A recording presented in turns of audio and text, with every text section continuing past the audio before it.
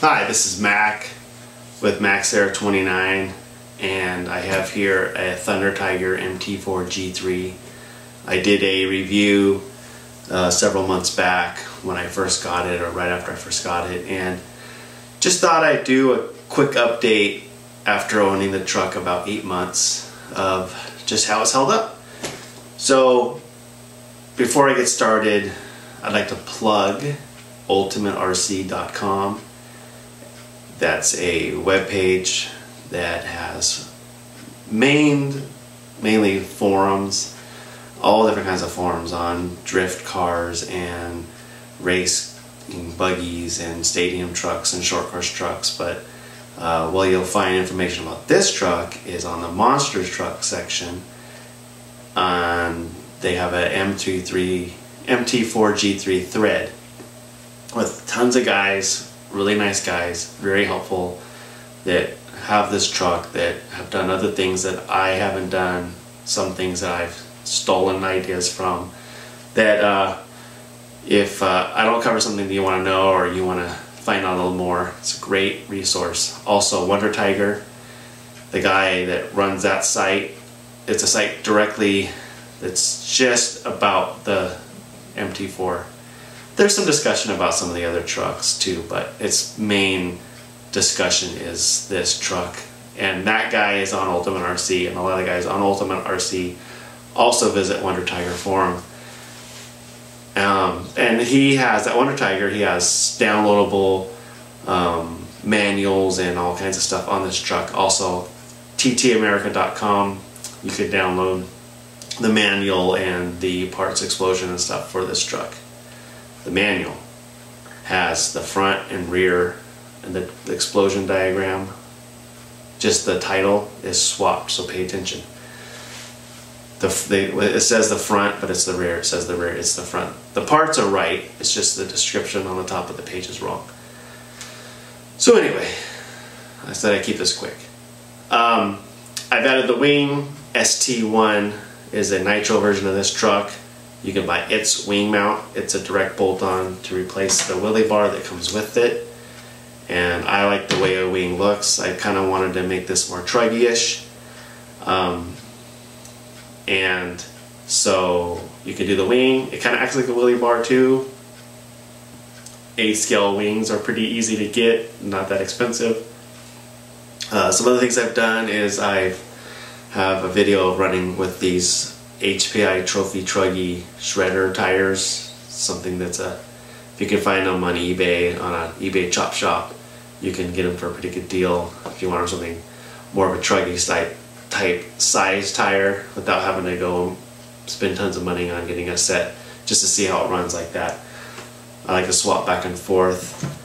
As far as how the truck's held up, the stock tires have tons of wear left on them. I run them on all kinds of surfaces. They're fairly decent for ready to run tires. The weight of the truck and the 4-wheel drive, it's really not that hard to go wrong with traction. You know, it just kind of makes up for anything that these tires with the grip might fall short on. Especially if you just general bashing, these tires are fine. They're just kind of heavy and they kind of lumber around when you're trying to steer. As I mentioned in the other video, you want to get a better servo. The stock one's not sufficient, I think, to really enjoy the truck for what it can do. I have not replaced the motor nor the speed controller. I have not had one issue with it. I haven't even opened the motor to check the bearings or anything. All the bearings on this truck I haven't even touched. They seem to hold it pretty well, pretty decent quality bearings. And you'll find typical things like, you know, thread lock your metal, your screws that go into aluminum, thread lock your servo saver adjusting nut, make sure your servo saver, you tighten it up when you get it because it comes out of the box loose. You know, just check all your gear mesh and your screws and nuts and bolts and all that stuff. Just make sure everything's thread locked where it needs to be and tight and set appropriately. And like in my other video, I had some CVDs that were swapped front to back, and just, you know, It shouldn't come that way, but the way things are manufactured today, quickly and cheaply, spending 20 minutes to just kind of go through your manual and your truck to make sure that it's assembled properly, right or wrong, it's going to save you some headache, and the frustration level, keep it down. So getting that out of the way, broken parts. Since I've owned the truck, I have broken a couple hinge pins. That's an easy fix. I talked about in the other video. You just get some piano wire, match up the appropriate size. It's like 4mm hinge pins, I think. So you can get, like, I think it's 7/32 piano wire. You can cut it to size. It's like 68mm long. I cut it with Dremel, and I just grind it down and polish it up with the bench grinder. And you can also buy, I'll try to post a link, HPI has a similar size hinge pin that you can buy that should be a direct drop-in. That's one thing I got out of the idea from Wonder Tiger. There's also a guy in there who sells some aftermarket products for this thing, for some of the weaknesses, but the weaknesses are minor. I mean, there's some things you can fix fairly cheap. You start comparing to other vehicles where some aftermarket support's not there to fix some of the issues that the trucks have, or the kits have, where this, you may go through a few parts, but the fixes aren't that bad, and the stock parts, you know, as often as you might go through them, they're not that expensive to replace, and you don't really need to upgrade them because they don't break often enough to be a serious issue. So broken parts, the hinge pins, easy fix. I've snapped 2 A-arms basically right at the hinge pins, just the little hollow parts where the hinge pins go through. It breaks there, seems to be the weak spot of the A-arm. They're not that badly priced. I've broken 2 of them in 8 months. Both times I broke them were pretty bad landings, going fairly fast. I only run 4S. Probably have more issues if you run 6S LiPo. 4S LiPo it comes with the stock 12 tooth pinion gear. I've upped that to a 14 tooth pinion gear, and I feel like you get, even with the stock tires as big as they are, the temperatures don't get that bad. My max temperature running back-to-back batteries was like 165 on like a 75-degree day. And that's figured that's not too bad. You know, you might want to keep an eye on it, but I don't think that's too bad. 150 would be better, but you know, I pretty much ran back-to-back. So for the speed you get with the 14 tooth, it's a nice upgrade. And so with that speed, about 40 miles an hour, you know, jumping up, you know, 10 feet in the air, coming down at, say, still at 20 miles an hour on one wheel, you know, you do that for an hour, something's probably going to break. So anyway, 2 A-arms. I've blown out 2 rear diffs. The first one might have been partially due to build quality on shims, I'm not sure. Some probably hard on-throttle landings, stuff like that. The second diff blown was just a short while ago, so into 7 months of owning it, bashing a lot. I figured, you know, I don't know how often you wear out gears on a truck this size. You know, this is only the second truck I've had this size. I had an E-Max before, but I figured for as much as I've driven and as hard as I've driven it, it's not too bad. The gears are like $10 for the set. It's super easy. You know, it's 8-scale buggy type layout, so it's easy to pop the diffs out, rebuild them, put them back in. I just pack them with white lithium grease. I'm not into tuning it, I'm just bashing it. So, and it seems to, I just did it again. I've got 6 packs through the new rebuilt diff, and so it has no problems. I haven't even opened the shocks. Shock fluid out of the box seems to be fairly good. Let's see, have had no issues with the turnbuckles, no issues with bending anything on the chassis. Some guys have put chassis braces on that I've seen in the forums. I haven't done that. I've had no bit parts other than the hinge pins as far as the shock towers, the chassis, any of that stuff.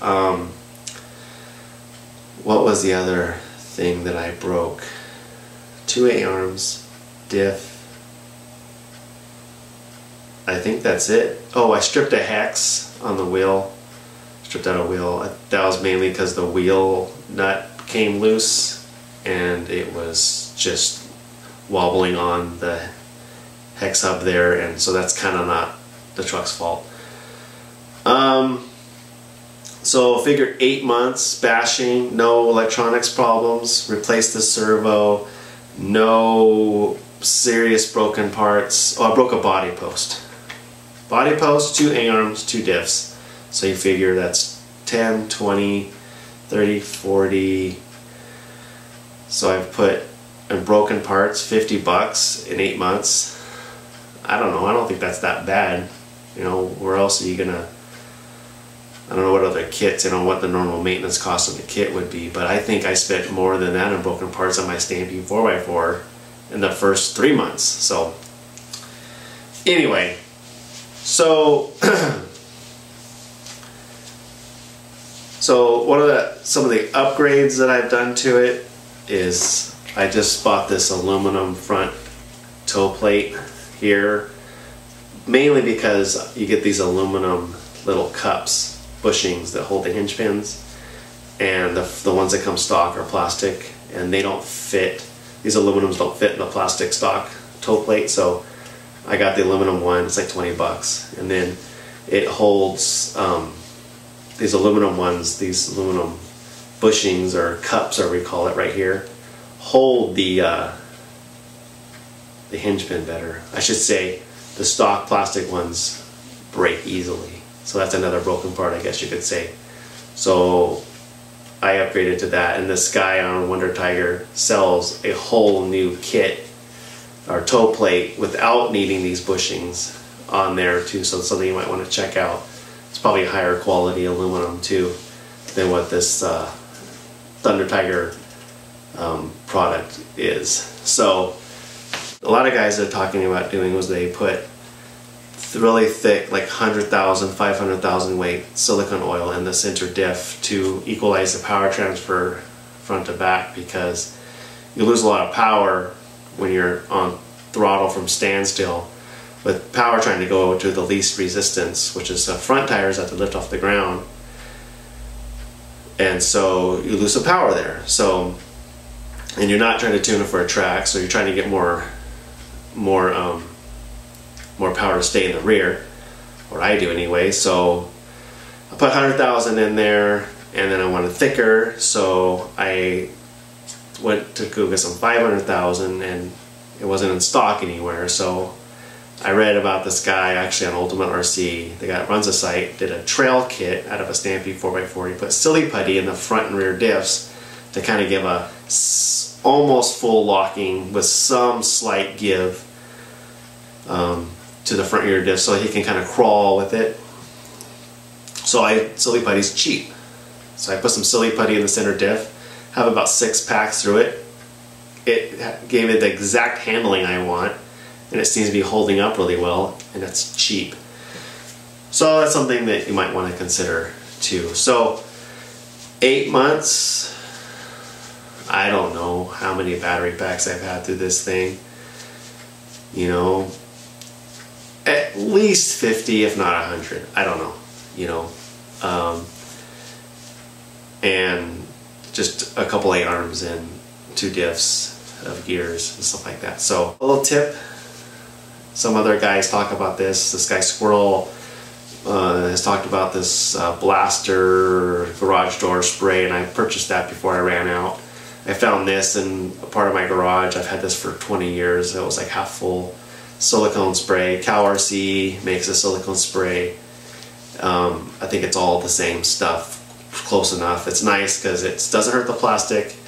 It kind of lubes your bearings. It kind of lubes your metal on metal parts, your CVD joints, and then it puts a nice film of protection on all your plastic and metal parts, especially your metal. It'll help keep the rust and corrosion down, and it'll help the dirt and stuff to clean off when you're done bashing. And every few runs, it's cheap enough, you just take it and you just spray it.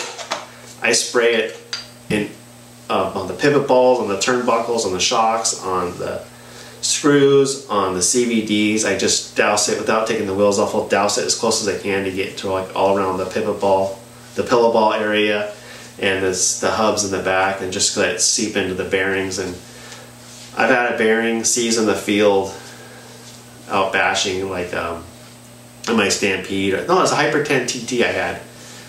One of the wheel bearings seized, popped it out, stuck some needle nose pliers in there, barely could turn it, grinding up. Didn't have a bearing on hand to replace it, but I had some stuff like this on hand. Just doused, took the seals off, doused the bearing with it, took the pliers and just kind of banged it on the ground a little bit. Some of the dirt came out, got the dirt to come out, got it loosened up, sprayed it some more, got it to where it was completely free, stuck it back in. It was like a brand new bearing, and I ran it like that for like another 4 or 5, maybe even a dozen battery packs before it finally failed.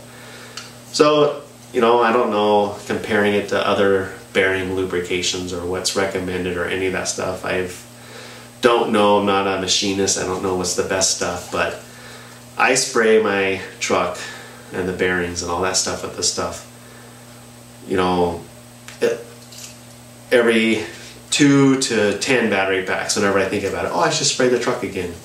And I haven't had to replace one bearing on this truck. So that's my little testimony about it. I'm not saying that that's any kind of scientific measure, but it seems to work for me. And this stuff's like $4 a can. And you can buy stuff like this at any hardware store or automotive store. And you can buy a can leaving a garage, you can buy a can to take it with you bashing, and it's cheap enough to keep. So anyway, that's my quick update on the MT4. Just so you know, people are, you know, I basically did this for the people who don't own the truck yet, or trying to figure out, they kind of want to buy a new 8-scale truck or get into 8-scale, or do I buy a monster truck, do I get a truggy, do I get a buggy? This is kind of like a buggy platform truggy. It's not a true monster truck, even though it's marketed as a monster truck. I don't care. You can tune it to the way you kind of like it. You can make it to a monster truck. You can make it to a truggy. It's durable. It's competitively priced, and it's a lot of fun to drive. It's the most fun truck I've owned since I got back into the hobby 6 years ago. And so, like, what I do is, you know, I go on Google, I go on YouTube, I search for reviews on trucks that I'm interested in buying. And a lot of times you'll see a video of a guy reviewing it when he just bought it. He takes it out of a box, he says, oh man, look at this, aluminum this, steel that, and this looks like a great looking platform, blah blah blah. And it hasn't even seen the dirt.